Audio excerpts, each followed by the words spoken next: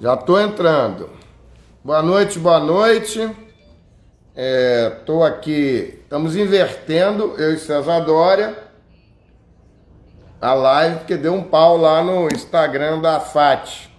Então eu vou entrar aqui no meu, @Humberto Adami, e ele está vindo com o Instagram da FAT lá. Você está me seguindo, não tá? Você botou para me seguir? Você botou para me seguir? Você botou para me seguir o Humberto Adami? O Afat? Então, não está aparecendo? Deixa eu ver aqui no... Quando acontece isso aqui, eu vejo no outro. Tá bom? Então você vem aí. Agora sim. Então, hoje a gente vai inverter. É isso aí.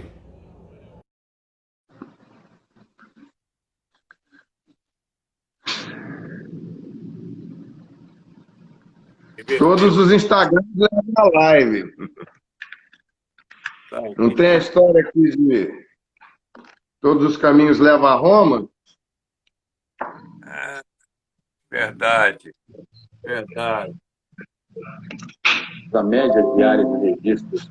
Peraí, vamos chegar a acertar aqui que eu tirei Vamos acertar. o aparelho ali. Araújo, por detalhes ao vivo aqui pra gente, por isso que essa vacina é tão importante, né? Peraí que tá com um aparelho. Eu vou botar o fone de ouvido. E apesar Você está me dos números ouvindo? muito Estou governo ouvindo, mas é melhor botar o fone de ouvido começou a sair. para poder melhorar o som.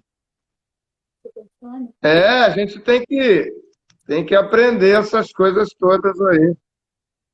Não, mas estava bem, rapaz. É que não sei o que aconteceu. Acontece, quando eu fui falar com o Iedo Ferreira, deu Aham. exatamente isso. Margot Ramalhete chegando aqui. A live com o Iedo Ferreira foi um pouco diferente, porque eu entrei e aí ele entrou, só que a parte dele aqui, para mim, ficou toda escura. E ele conseguia me ver. Aí eu fiz, a solução foi essa, a gente inverteu Você está me ouvindo e agora? Você está me ouvindo? estou ouvindo muito bem, estou ouvindo muito Tá, bem. então tá bom. Todo pronto aqui. Tudo bom. Estamos. Margot Ramalhete, minha querida Margot. Esse aqui é o César Dória, o presidente da AFAT, Associação Carioca de Advogados Fluminenses. Advogados Trabalhistas Fluminenses, né? Associação Fluminense de Advogados Trabalhistas. Mas Eu aí, quero só. com os dois Instagrams ligados, o pessoal pode assistir.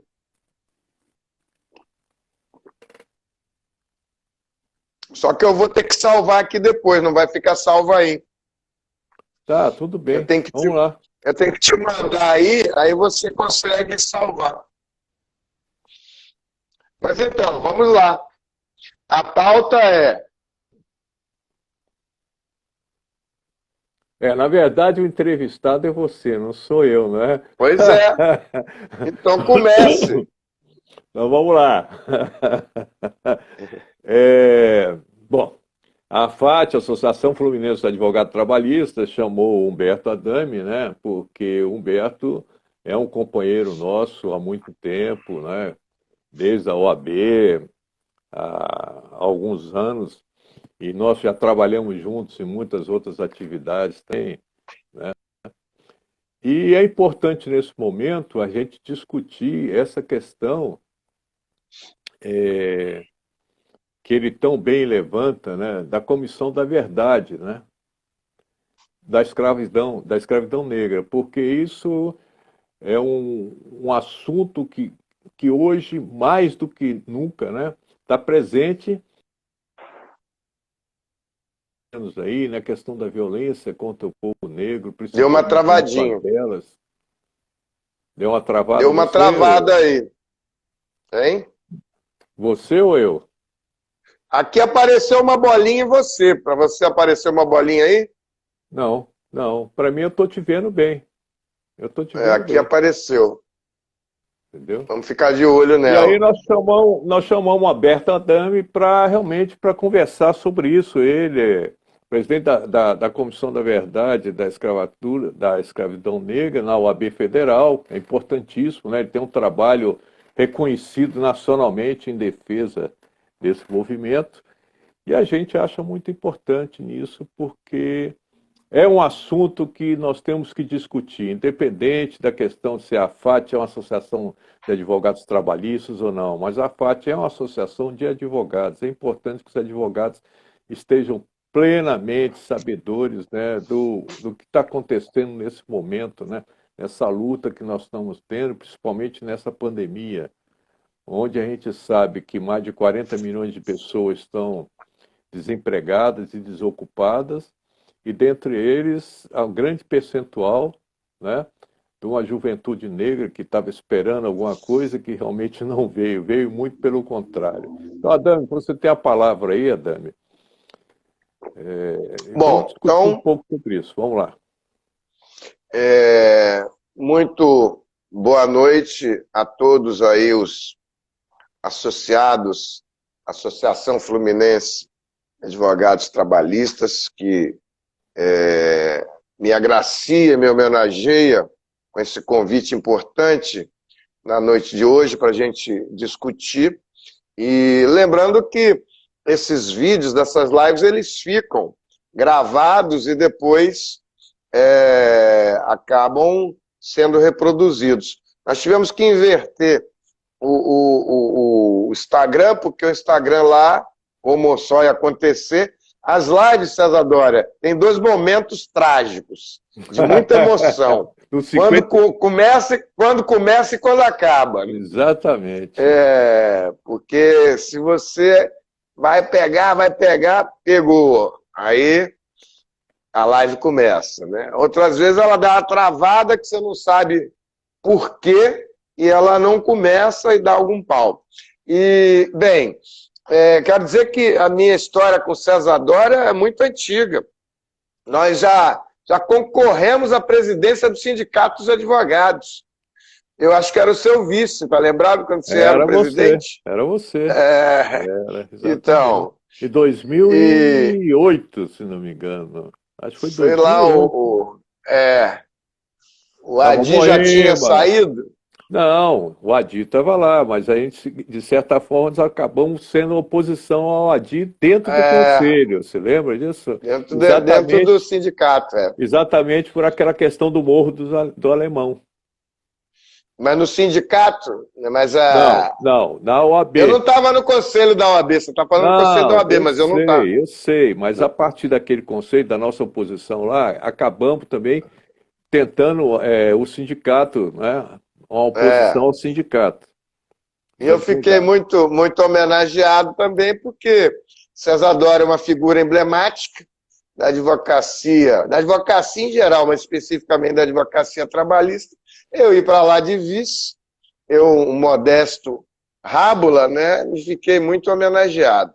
Então, Antônio Galvão, Antônio Galvão, nosso companheiro de FENADV, Federação Nacional dos Advogados Trabalhistas. Quero dizer que a FENADV, antes de eu entrar exatamente no assunto, que é a federação que ligava ao sindicato, eu fui parar no Sindicato dos Advogados Trabalhistas, no Sindicato dos Advogados Cariocas, por conta da FENADV.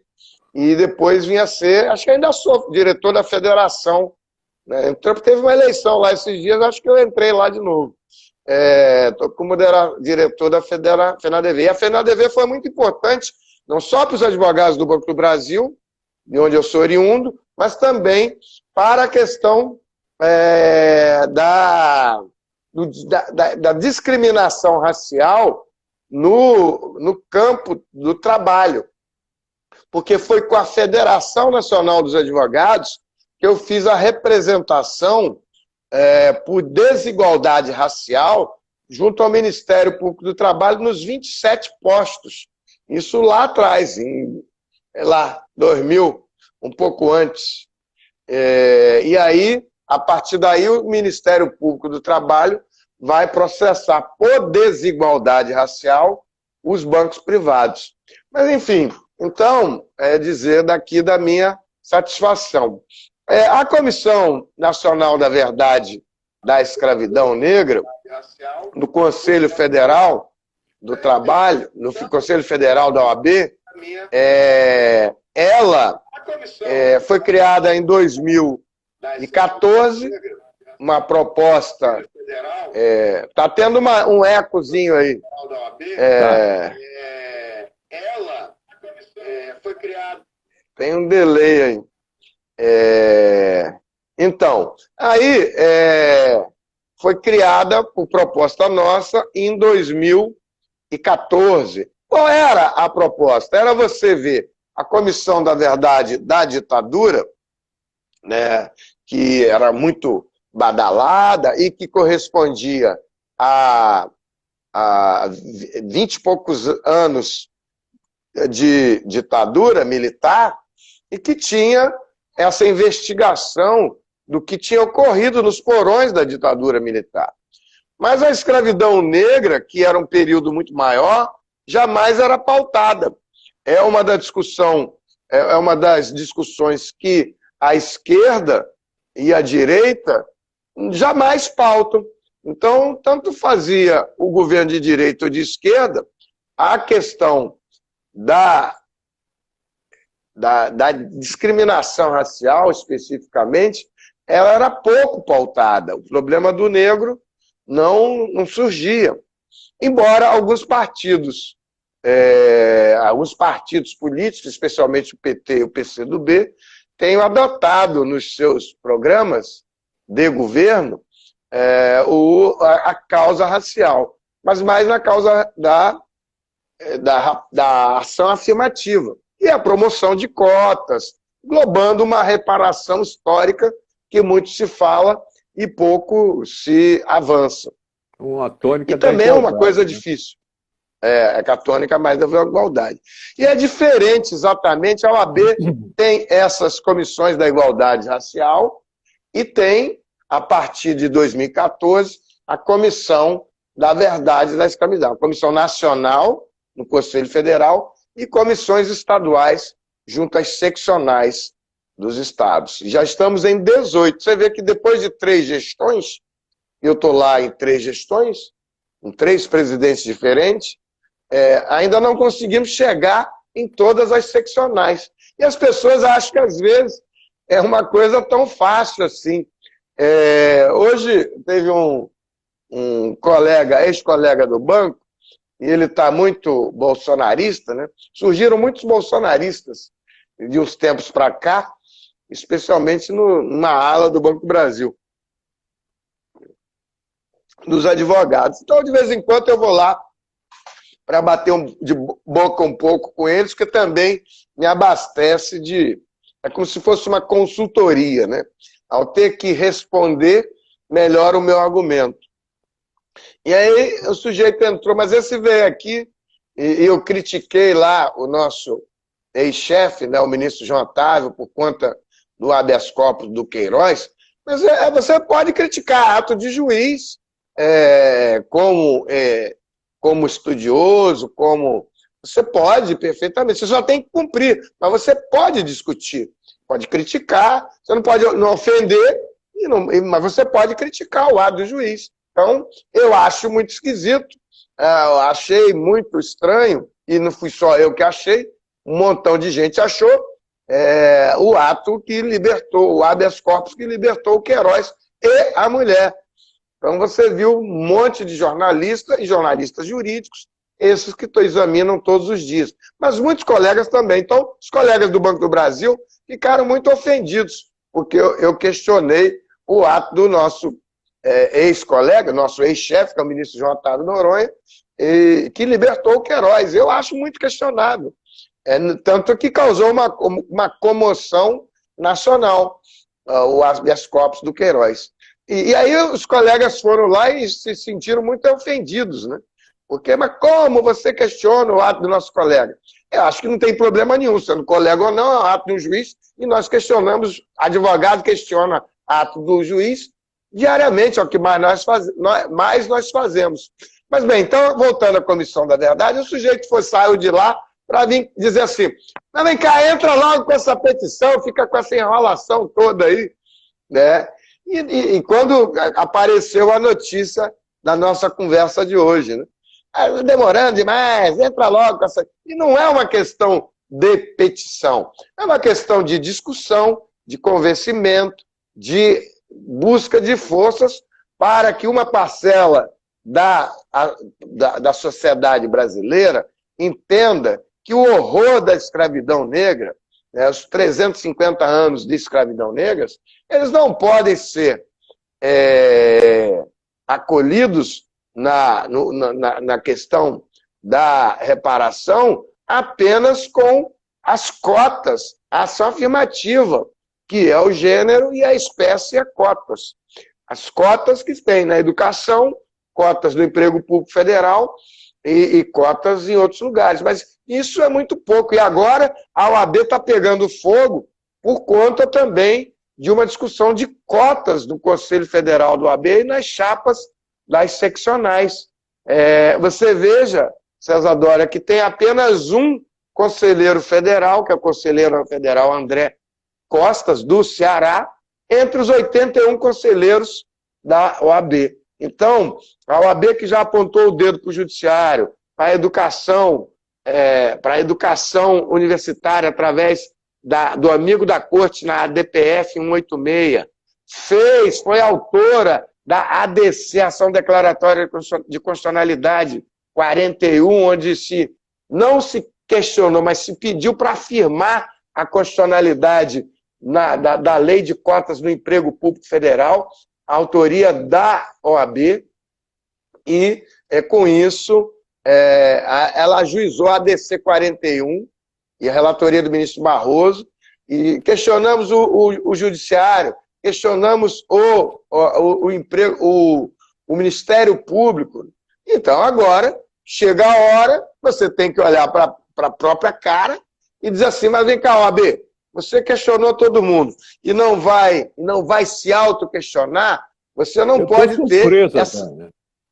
Eu estou surpreso, realmente, pelo número de conselheiros, só tem um lá, que é o coisa. Realmente. Só tem um, que é o André Costa. Também, né?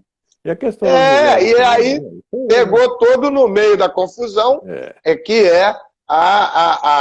e as chapas também, o nosso próprio conselho seccional, do qual nós fazemos parte, ele tem pouquíssimos negros, não chegou a 10, um conselho que são 160 conselheiros, né? Então, é muito pouco, e isso não vai se resolver, a gente só esperando, investindo. Então, você tem que, é preciso a chegada mais que a hora disso daí. Mas, ainda assim, isso está no ambiente da ação afirmativa, de cotas. Para o horror da escravidão negra, é preciso muito mais, é preciso de um ato de reconhecimento formal de que a escravidão negra foi um ato de lesa humanidade.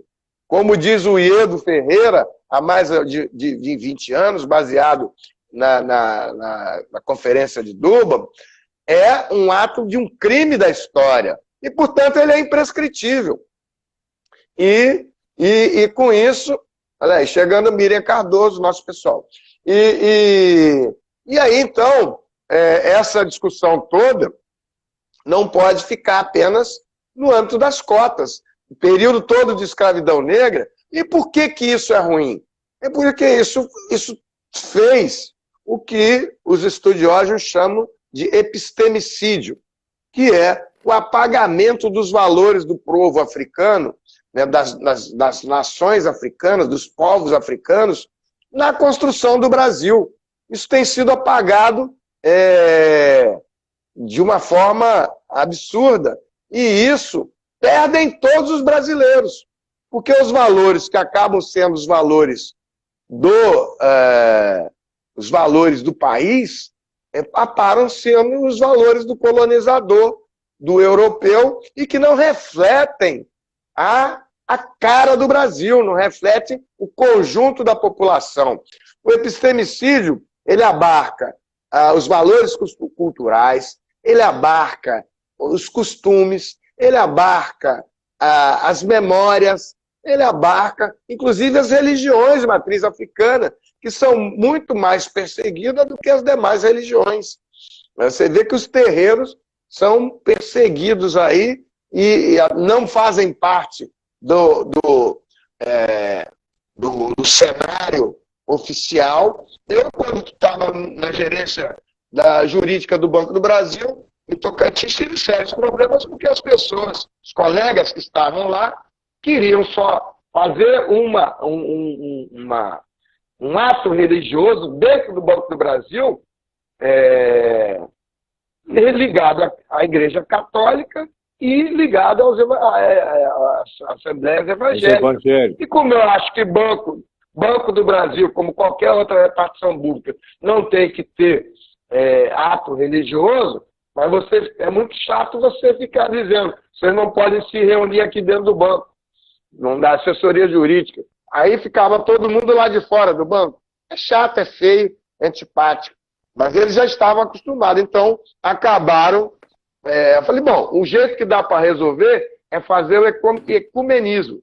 Cada dia chama um credo para fazer a oração aqui. E aí chamamos. Disseram que eu estava querendo chamar a macumbeira para dentro do Banco do Brasil. Me denunciaram. O sindicato lá dos bancários me denunciou por outras coisas também, porque tinham problemas sérios lá. Mas também que eu não gostava de evangélico, que eu perseguia Monteiro Lobato no Supremo Tribunal Federal. Mas, enfim, a Comissão da Verdade da Escravidão Negra, ela vem... Você vê que mesmo dentro da OAB, e não é uma coisa tão fácil assim, nós só chegamos a 18 seccionais. A última seccional é a do Amapá, e a penúltima eu inaugurei em novembro, que foi a do Maranhão. Como é que pode um lugar como o Maranhão, na OAB, com 3 gestões de comissão do Conselho Federal, só na terceira gestão, em novembro, não tem 8 meses, 6 meses, você ter apenas no Maranhão, só agora você tem a Comissão Estadual da Verdade da Escravidão. Então, isso... Quer dizer, ainda estamos trabalhando isso. E não é uma coisa que você vá resolver na marra, no grito. Claro. Deixa eu dar um corte aí com você, alguma coisa aí e tal. A gente sabe que essa questão da escravidão, né, moderna, quando a gente diz do império, vamos tratar mais do império para cá, o escravismo colonial foi outra história, né? Você vê o problema da Argentina, por exemplo, né? Muita gente pensa que na Argentina não houve escravidão. Você já reparou isso? É uma história que foi passado um pano ali e apagado, né? Quer dizer, agora há um movimento lá, como no Uruguai também, anulado totalmente. E aqui no Brasil, a historiografia também brasileira, quando fala do escravismo, né, quando fala da escravatura, tem um mote o seguinte: o Brasil cresceu a partir da imigração, né? Isso é muito comum, né? A partir daquelas parcerias, daqueles contratos, que na verdade aqueles imigrantes eram tratados também como escravos, né? Porque eles acabavam se endividando, ficavam presos, né? Naquelas parcerias, aqueles contratos adventos. E aí teve até leis no sentido de proteção disso e tal. Quando, se você pegar, até em 1880, por aí, os cafezais do norte, lá do oeste de São Paulo, a maior parte dos trabalhadores nos cafezais que importavam mesmo eram os escravos. A quantidade de escravos lá persistia. Os imigrantes estavam chegando, mas para fazer uma parceria, mas o trabalho pesado, o trabalho ainda que continuava. E houve um aumento na década de 80, né, de 1880, em São Paulo, tirando do Vale do Paraíba. Você se lembra disso? Você se lembra, claro, a historiografia. Tirando do Vale do Paraíba esses escravos e levando para o oeste de São Paulo. Isso em 1980, por aí nessa época. Né? Mas mostra que a pujança de São Paulo, né, veio através dos imigrantes, e que não é verdade. Não é verdade. Os cafezais vieram do trabalho escravo, né, dos grandes senhores, né? aquele Vilela, aquele Conde, aquelas pessoas que começaram a implantar isso em decorrência de vários fatores. O capitalismo estava começando a se movimentar e a progredir na questão da abolição da escravatura em vários países. E o Brasil ainda persistia com isso, e não era interessante, né? Então, eu só quero colocar um pouco isso, porque da Argentina, que se apagou, anulou, e como o Brasil também, de certa forma, procura, né, colocar os escravos no folclore, né? O que se fala hoje dos escravos é a questão do folclore, dos quilombos, da luta, de Canudos, isso, seja aquilo, né? Mas essa importância capitalizada, isso não tem dúvida. Pois é, eu fiquei muito surpreso, e essa aventura da Comissão da Verdade e da Escravidão, eu viajei em muitos lugares.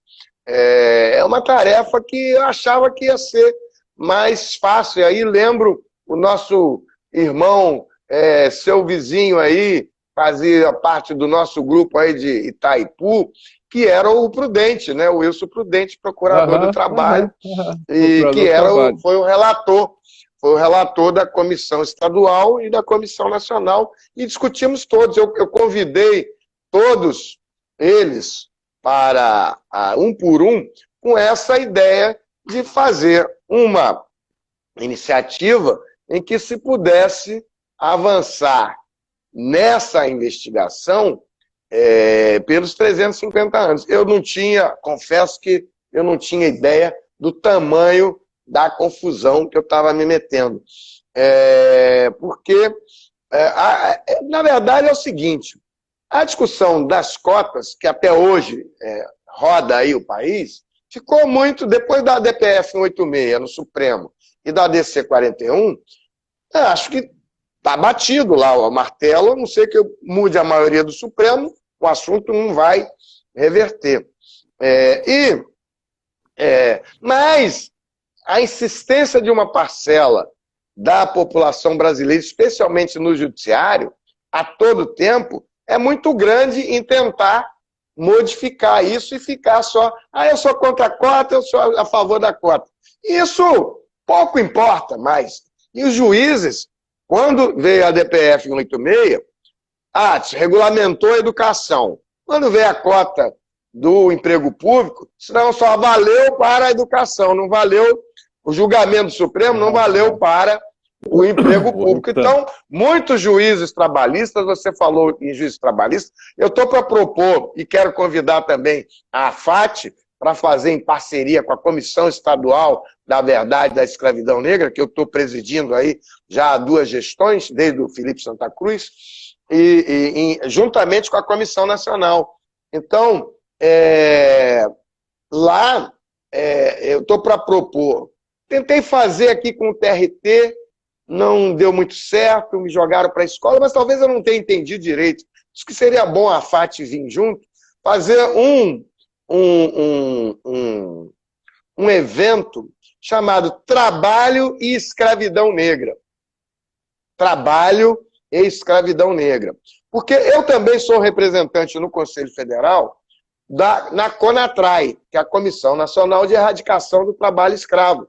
Foi até uma sugestão daquela nossa colega juíza que mora aí também em Camboinhas, como é o nome dela? Cláudia Márcia?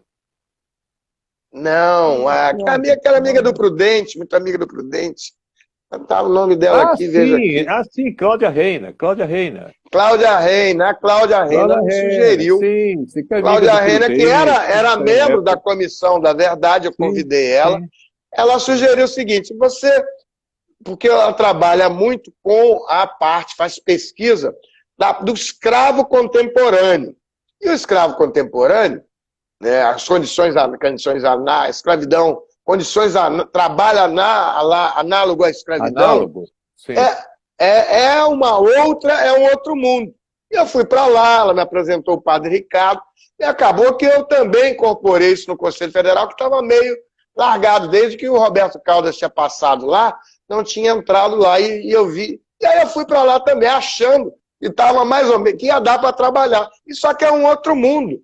E eu, então, faço parte da CONATRAI, mas aqui é outro mundo. O trabalho da Comissão da Verdade é especificamente da escravidão negra, porque a escravidão negra, no período antes da abolição, ela tem uma característica interessante, né? Olha o Babalaô Ivani dos Santos aparecendo aqui para dar o axé da sua presença. E aí, Babalaô, vai ser candidato? Responde aí. 3 meses que eu faço essa pergunta para o Ivani e ele não me responde.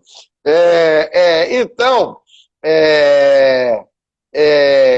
eu queria dizer o seguinte, a escravidão negra a escravidão no Brasil teve essa característica de ser com a raça negra, né? Não eram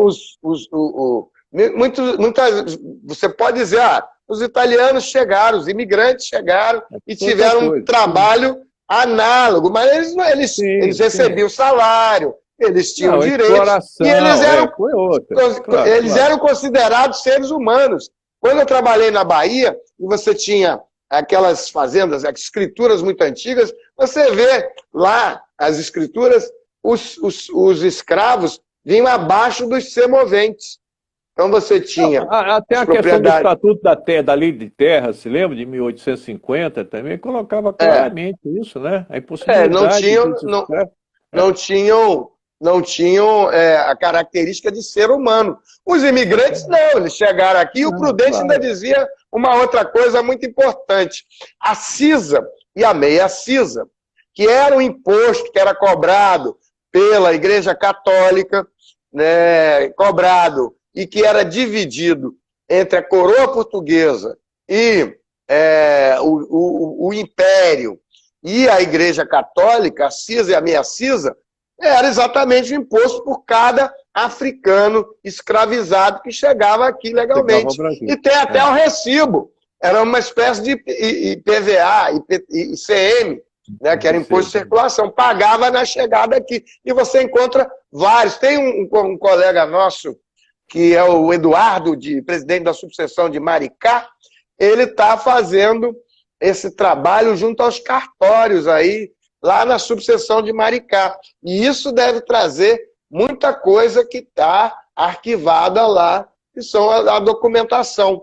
Mas eu queria dizer que a Comissão da Verdade ela teve alguns resultados muito interessantes. Por exemplo, a Esperança Garcia, no congresso que teve semana passada, do Congresso do Conselho Federal, o presidente do Conselho Federal, nosso querido amigo e conselheiro eleito pela nossa chapa aqui do Rio de Janeiro, né, Felipe Santa Cruz, que hoje preside o Conselho Federal, inicia o discurso de abertura falando 2 heróis nacionais, Luiz Gama e Esperança Garcia. Ele só não vinculou ao trabalho da Comissão Nacional da Verdade da Escravidão Negra, que está lá há 3 gestões. Poderia tê-lo feito, mas talvez alguém que estava lá preparando não fez essa discussão. Mas tanto a Esperança Garcia quanto o Luiz Gama não é que se descobriu na Comissão da Verdade, é que o aporte do Conselho Federal, a palavra da OAB e o levantamento de pesquisas que já haviam sido feitas é que trouxe o Luiz Gama, que foi a palestra de abertura, que foi o reconhecimento da OAB do Conselho Federal, que entregou uma placa lá no Instituto Luiz Gama, aos parentes, reconhecendo ele como um profissional de direito, que até então ele era tido como rábula, né? Erradamente. E a professora Lígia Ferreira está lançando um livro agora, que foi a que deu os textos para o Del Garcês, produzir a peça que está aí há 5 anos, né? E que trouxe lá a licença de advogado provisionado. Então ele não era rábula. Ele só não conseguiu formar lá na faculdade do lado de São Francisco, porque era preto. Eu acho que um outro trabalho que vocês fizeram também de suma importância foi o garoto 23, não foi? Ah, o menino 23, Menino 23. O menino Garoto, 23. menino 23. O menino 23, nós fizemos mais de 200 apresentações, porque quando teve o impeachment da presidente Dilma, todos os petistas que eram da comissão foram embora. Lembra que já, ó, golpista, bateram a porta e foram embora. E ficamos nós lá. E aí eu sempre lembrava de duas pessoas, o Frei Davi, né, da Educafro, e o doutor Ademir, da Comissão da Verdade da Escravidão Negra da OAB de Campinas, que também está na terceira gestão.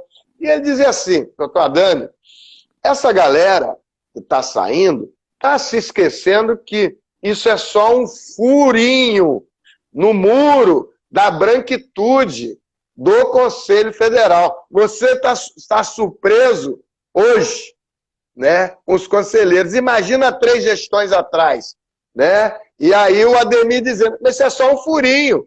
E é um muro de branquitude, como tem na OAB daqui do Rio de Janeiro, como tem em qualquer OAB do país, né? Aquele muro de homens e brancos, né? Que são os presidentes. A OAB, ela reproduz, né? Não é que ninguém lá seja, obviamente, racista, mas é que é isso que se fala do tão falado racismo estrutural. Sim, não é falar, na justiça, no serviço público. Qualquer lugar. É só você pegar o Ministério Público, você pegar os ministérios, né, sei lá, de 84 para cá, você partido político, Forças Armadas, qualquer lugar que você entrar, você tem que...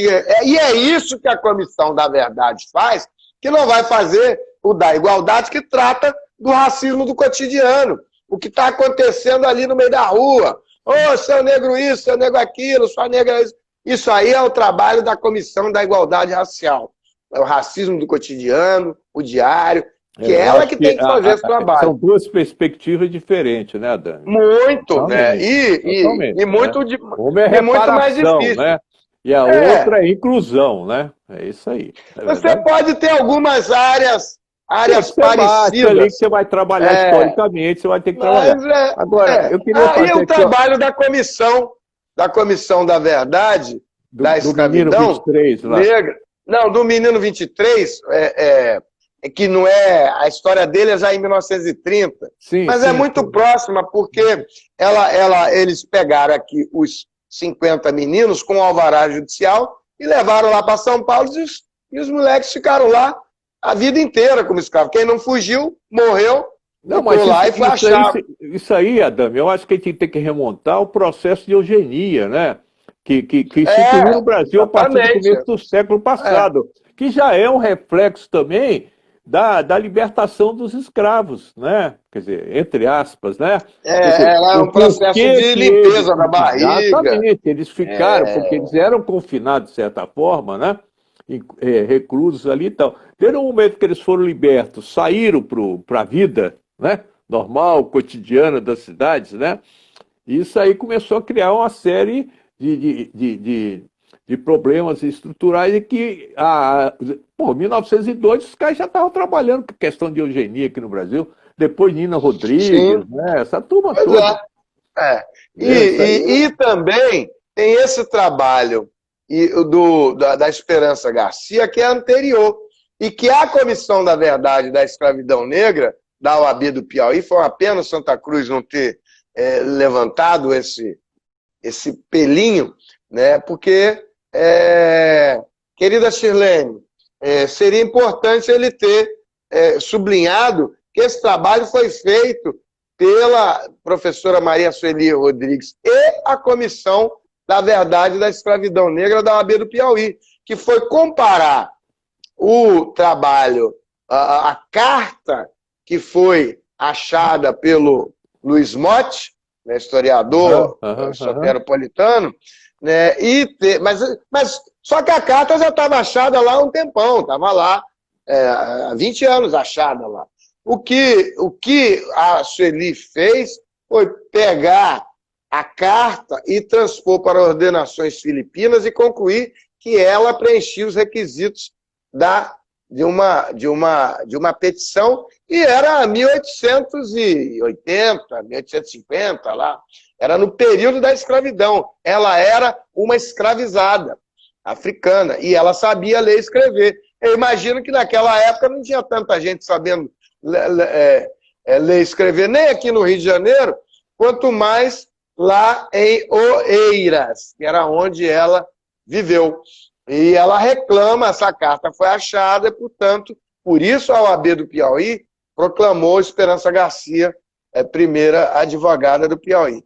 Mas está a caminho de ser a heroína também da pátria. E com alguma rejeição de algumas mulheres brancas que vão achar um absurdo uma escravizada negra ser a primeira advogada. Claro. Mas é que naquela época... Você falou uma coisa aí sobre as ordenações filipinas. É interessante que nas ordenações filipinas, aquele transgressor, ou que tinha as penas de cortar as mãos e tal, progressivamente e tal, que era aplicado tanto aos brancos como aos escravos também, né? Mas a gente sabe, a historiografia toda levantou, que a aplicação aos negros era muito superior do que a aplicação nos brancos, né? Nos portugueses. E que revela a analogia hoje da violência que a gente vive, policial, né? Nesse país, né?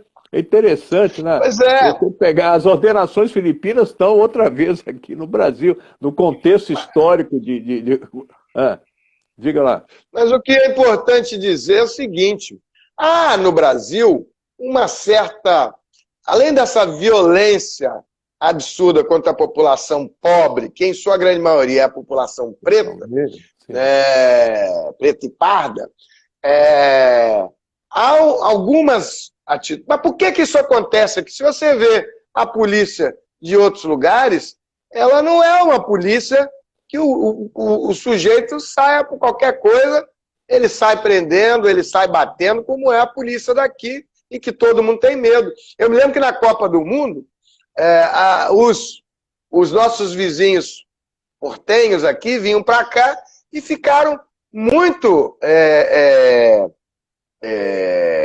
surpresos com os policiais que já saíam de cacete na mão. Não é que lá a polícia seja um exemplo, mas aqui é uma coisa gratuita. Eu me lembro que os bolivianos estavam lá no Maracanã, lembra? E que a polícia já saiu baixando o porrete, e que eles não vai bater não, quem é que vai ganhar? E aí o policial saiu correndo, mas já saiu um PM do jeito que eles saem aqui. E essa naturalização da violência contra os descendentes de africanos no Brasil, meu querido amigo desembargador André Fontes, essa naturalização, ela está diretamente ligada à questão escravocrata no Brasil, e que só enquanto a gente revolver e passar isso que a professora Maria Sueli chama de justiça transitória e até o perdão, ou pedido de desculpa oficial, isso é que se tem que ir atrás. E também a reparação histórica e pecuniária. Mas todas as iniciativas que falaram de reparação históricas, reparação financeiras, elas terminaram rápidas, né? Todas as iniciativas. Então, nós acabamos por deixar essa parte para daqui a pouco. Não foi nem para depois, é daqui a pouco. E não conseguimos ainda montar obrigado, André. Essas 20, se nem na OAB nós conseguimos montar essas 27 comissões, que dirá na população. Então, é um trabalho que tem que ser levado com alguma calma. E aproveitando a presença do desembargador André Fontes, que é ex-presidente do Tribunal Regional Federal, aqui da primeira reunião, que é nosso colega do IAB e é o vice-presidente da Comissão da Igualdade Racial, que eu também estou presidindo, por deferência da nossa presidente Rita Cortez, e acabamos de aprovar um parecer lá, está indo para o plenário agora, aprovamos no âmbito da comissão, sobre aspectos jurídicos da reparação da escravidão. parecer estar com 75 páginas, ainda está sendo agregado, mas já vamos encaminhar ele para o plenário ou para aquela outra... Gerente de comissões, Tarcísio Roberto, gerente de comissões do Conselho Federal do AB aqui, nosso afrodescendente do Conselho Federal. Adana, a gente já está quase no final, hein? Repara o teu reloginho aí. Não, eu estou controlando aqui. Não, já temos... Nós começamos um pouquinho depois, né? Foi 19... Nós estamos com 10 minutos, mais ou menos, ainda. Então, já é final. Agora, então, eu só quero te interromper um pouquinho o seguinte. Eu acho que toda essa análise que vocês fazem, toda essa luta que você faz, que o movimento negro faz, né, da reparação, que é importantíssimo, né? Essa diferenciação da questão da inclusão e pela reparação, né? Eu acho que a gente tem que entrar também e fazer uma crítica muito maior também, a questão do sistema capitalista, né? Você não vai resolver isso, de certa forma, satisfatória, vamos dizer assim, né? Dentro desse sistema capitalista. Você vê que a história dos Estados Unidos, né, onde se elegeu até um presidente negro, Obama, e o que ocorre lá, e essa luta já vem há mais de 50 anos, 60 anos, né? Essa coisa. E a população americana de negros e pardos chega a 12%, né? É uma coisa engraçada que você tem uma noção. Aparentemente, né, à sua primeira vista, você acha que existe uma quantidade muito maior de pessoas negras nos Estados Unidos, mas não. Porque realmente eles são muito organizados em relação às lutas, isso aí não tem a dúvida, né? Então vocês vão ter que correr aí um caminho muito, muito maior, com certeza, né? E eu acho que essa reparação, por mais que a gente vá lutar e brigar, se não tiver em conjunto com a política, né, de modificação do sistema, da exploração em si, né, não só da exploração do negro, da mulher, dos indígenas, mas a exploração dos trabalhadores em si, né, da população pobre, né, onde esse contexto aí de preconceito atinge de uma forma muito violenta, né, através até, inclusive, da violência mesmo, né? A violência estatal, isso é verdade, a gente vai ter que discutir isso, a gente não pode fugir dessa discussão também um pouco, sabe? Não, mas tudo bem. O problema é que essa discussão já vem sendo feita há bastante tempo, não tem nada de tão novo assim. O problema é que, tanto pela direita quanto pela esquerda, você não encontra uma discussão muito centrada na questão da africanidade. Nas últimas campanhas eleitorais, as presidenciais, você jamais, quer os partidos de esquerda, quer os partidos de direita, não discutiram de uma forma firme esse tema. Não só esse tema, não. As questões identitárias, você pode reparar que na década de 80 não havia nada de discussão disso, inclusive nos partidos de esquerda. Lembra-se disso? A partir de 90, um pouco foi, não é? Não havia. Não, isso aí é outra coisa. Eu trabalhei depois. Você sabe disso. Como você sabe, eu trabalhei eu fui ouvidor nacional da CEPI, na presidência da República, com o ministro Edson Santos, o ministro Eloy Araújo e a ministra Luísa Barros. E eu sempre não era de partido nenhum, então fui meio que vigiado de perto lá pelas galeras do PT e do PCdoB, e eu dizendo que estavam sempre colocando a questão partidária na frente da questão racial. E eu digo, olha, inclusive é um dos motivos que o Felipe Santa Cruz teve que fazer a intervenção na comissão aqui do Rio, que acabou me levando a acumular nacional e estadual até hoje, me deu um trabalhão. Mas eu acho que nós temos que avançar, e o fato bom é uma juventude que vem surgindo de uns tempos para cá, já oriunda desses esforços da ação afirmativa. Eu estou muito animado com os cotistas que surgem das cotas da UERJ, e nós temos excelentes exemplos aí, jovens que hoje já estão são doutores. O UERJ teve um papel importantíssimo nisso, né? Foi a primeira, e né? Eu me lembro... Foi a primeira. Eu me lembro que quando foi a primeira UERJ, a UNEB. Eu botei meu escritório para funcionar lá, e essa história está sendo meio que apagada, as pessoas esquecem dos momentos históricos. Mas naquela época, eu estava lembrando hoje, os cotistas eram perseguidos, o Ministério Público se negou a defender as cotas, porque as cotas eram inconstitucionais. As primeiras aqui assinadas pelo Garotinho e pela Benedita. A Defensoria Pública se negou a defender os cotistas, porque as cotas eram inconstitucionais.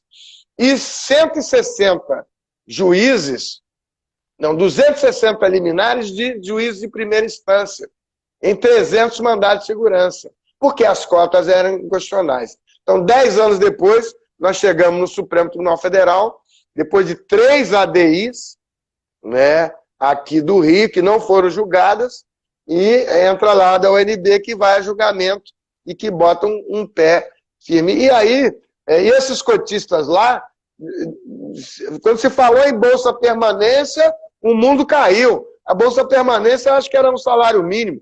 E aí eu vejo, e eu tenho lembrado uma outra discussão interessante, faltando 2 minutos e mais um pouquinho para a live, que não, além dessa discussão, você teve um manifesto dos 114 intelectuais contra as cotas. Sim, muitos dos quais preconceito, né? A preconceito que o rendimento deles não seria, né, como o resto das universidades gerais, por exemplo. Alguns mudaram e hoje posam aí, eu sou a favor das cotas, mas fizeram, olha o tamanho do pecado, do absurdo, entregaram um manifesto ao presidente do Supremo Tribunal Federal contra as cotas. Aí você vai lá, bate aí depois, vai ser interessante você pesquisar, César Doria, alguns dos intelectuais que estão lá, ao nosso amigo querido Alfredo Hilário aí, o procurador do Conselho Seccional do AB, Alfredo Hilário. E aí a gente vê que esses 114 receberam muitas vezes, a grande maioria deles, recebeu bolsa de estudos da Fundação Ford, Macato, Fundação Kellogg, né? E aí, eles, então quer dizer, quando eles, aí eu fui chamar disso de caridade internacional, porque se é de graça, é uma caridade. Tomei o esculacho outro dia na aula magna da Fiocruz, quase que me vaiaram lá. Isso não é caridade, não. O senhor não pode se referir a isso, me disse lá uma doutora da USP. A USP, que foi a última a aceitar cotas das grandes universidades, foi a última, resistiu quanto pôde. Mas, afinal de contas, se é de graça, ela é de graça, eles não pagam nada.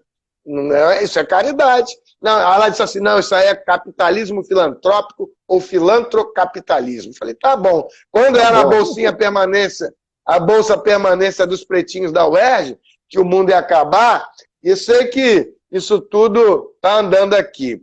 Eu vou me aproximando do fim da live, que deu já 20 horas, e quero agradecer a oportunidade de estar aqui com um seleto grupo da associação da FAT, né?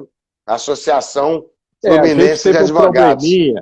A gente teve um problema que muita gente tá mandando mensagem aqui, coisa que não conseguiu entrar, porque realmente o endereço estava pelo Instagram da FAT. Eu acho que... Não, mas você está lá. Está lá no Instagram da FAT. Você não entrou pelo Instagram da FAT? Foi. Está lá. Sim. O pessoal está lá. É engraçado. A live está aparecendo. Hein? Não, mas o Instagram da FAT... Não, o Instagram da FAT tá... Porque quando você entra numa, você pega os dois. Antes de rodar o reloginho aqui, vamos ver. Lá, olha lá, tá lá ao vivo. Ó. Vamos lá. Ó, tá ao vivo. Olha lá. Não, eu tô vendo, eu liguei o computador aqui agora. Antes de rodar o reloginho. Então, tá lá também. A única coisa que não vai acontecer é ficar salvo lá, mas eu te mando Tem um jeito de depois salvar. você manda, então. Eu mando o link para lá, você salva lá. Eu quero te agradecer Roberto, muito o convite. muito obrigado a você aí, que na verdade, né, a gente precisa discutir muito mais isso aí, né? Muito mais. Eu acho que na esfera trabalhista também peca um pouco essa discussão, né? Eu acho que as associações dos advogados trabalhistas, como criminalistas também, civilistas, né, tem que ter atenção a essa discussão da inclusão, né? E da questão da igualdade e da reparação, porque é importantíssimo. Você não pode estudar direito do trabalho hoje se não estudar, né, a questão da escravatura, a questão da escravidão, como se deu o processo econômico no país, a transição, né, para o capitalismo, não, porque já verdade já vinha lá da acumulação de capital dos fazendeiros, né, que geriu depois mas valia as direto. empresas, né? Exatamente, a gente tem que discutir isso um pouco, né? Isso não veio de graça, assim. E como é imprescritível, o Iedo Ferreira defende que o crime de escravidão autoriza a ir buscar a reparação dessas empresas centenárias, bicentenárias. Sim. Tem um livro muito importante, que eu acho, que foi do Jacob Gorender, não sei se você chegou a ler, Escravismo Colonial. Né? Ele realmente mudou o approach, né, em relação ao escravismo colonial até aos nossos dias, né, que é essa acumulação. Ele, como o Gessé também fala, também, né, não me engano, até o próprio Fernando Henrique Cardoso tem um trabalho muito bom sobre isso, né? Aquela época que ele era Fernando Henrique Cardoso. Pô, vamos fazer, César Dória, vamos fazer esse evento no TRT daqui, trabalho e escravidão negra. Essa é a minha proposta. Vamos falar também com a Cátia, também no Rio, para ver se a gente faz... Vamos falar com a Cátia. Eu já conversei com o presidente do tribunal, mas falta juntar mais gente. Mas é buscar a economia, buscar esse lado também aí. O problema é que quando a gente vai para a questão do capitalismo e do raça e classe, aí a galera de direita já entende que é só um fora Bolsonaro. E o fora Bolsonaro ele deve ser dito por muitas e várias razões. Mas um pouco maior. Mas essa questão da escravidão negra, ela vai mais para trás. Olha só o quilombo, aproveitando esse finalzinho aqui. São 5.000 quilombos desde 2003, não, desde 88, da Constituição Federal. Você tem pouco mais de 300 quilombos titulados. O Bolsonaro está aí 1 ano e meio. Quem tem um trabalho bom sobre isso é o Onir, né? Lá no Rio Grande do Sul, né? Eu sei quem é. Ele tem um trabalho localizado lá no Rio Grande do Sul. Ele estudou comigo. História, estudou Direito também. Nós somos colegas na UF com isso. É o Quilombo do Silva. Inclusive houve até agora uma titularidade, uma titulação lá do que ele... mas o que fala é do número, César Dória. Sim. Se são 300 só, os outros 4.700 vai demorar quanto tempo? E não foi só o Bolsonaro. Aí você tem que ver, passar um pedaço da conta para todo mundo. Desde 88 para cá, são 5.000 quilombos. Mas então, antes que a gente receba aqui, eu estou considerando que você está de acordo e vai levar a Fátia, a Cátia, vamos buscar isso tudo aí, assim. Trabalho e reparação da escravidão negra. Tá bom? Vou escrever até aqui. Vamos lá. E teve uma galera do Adesso também aí, que eu me reuni outro dia. Eu ia falar do Adesso também, pois lá na OAB, lá no Centro de Documentação, o Adesso tem um trabalho bom também. Não, um professor que a gente fez a reunião, você estava na reunião no sábado de tarde, aquele professor, me esqueço o nome dele, muito importante. Jairo? Eu fiz um questionário. Hein? Jairo? Não, eu não sei se era... Você não lembra que nós reunimos de tarde? E ele veio falar e eu abordei ele sobre esse tema. Mas depois a gente vê. Deixa eu salvar a live aqui, senão a gente perde. Então vai lá. Tá bom? Um abraço. Deixar salvo aqui. Cristina um abraço, obrigado pelo convite. Um abraço.